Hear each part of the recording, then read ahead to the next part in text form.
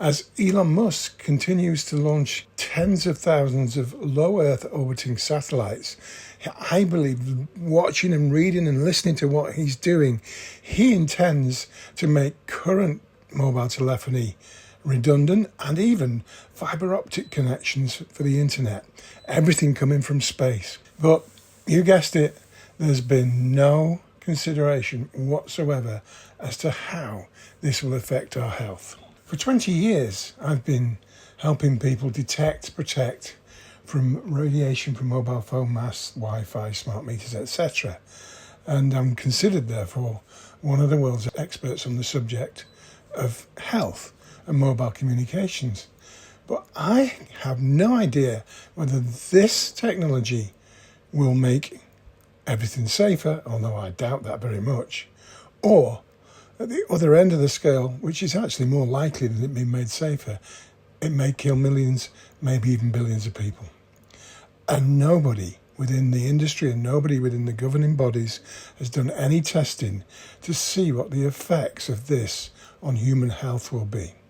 Nor has there been any serious consideration, from what I can see, as to the physical aspects of what 40,000, and that's just Elon Musk Starlink. There's many other companies out there launching too, but it looks as though Starlink can be the biggest. 40,000 Starlink satellites and all the others gravitating around the Earth. What's it going to do to the magnetic field of the Earth? Could it spin us out?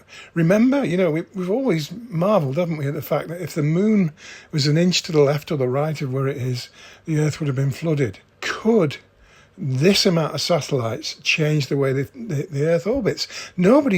I haven't seen anything. I've spent a lot of time researching this technology, and I can't see anybody asking any questions other than, how do we make loads of money out of this? Does that remind you of anything that we've seen recently? Then there's some of the uses that Elon's got planned for this technology.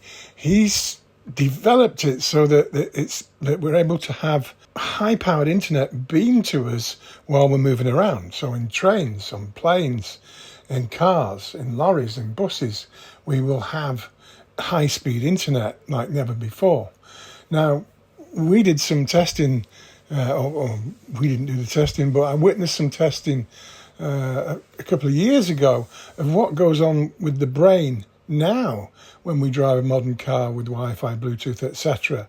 And then when we add all this in, and what technology is going to be displayed in there? Are people going to be watching videos while they're driving? We've also already seen people dying because of the use of mobile phones. It's going to give so much opportunity to do things other than concentrate on driving. If we're saying that we can have it in planes, that means the planes that we used to and still do, I think, a lot of the time, aren't we told to put our phones on airplane when we fly, because it may interfere with the communication system of the plane and how it operates?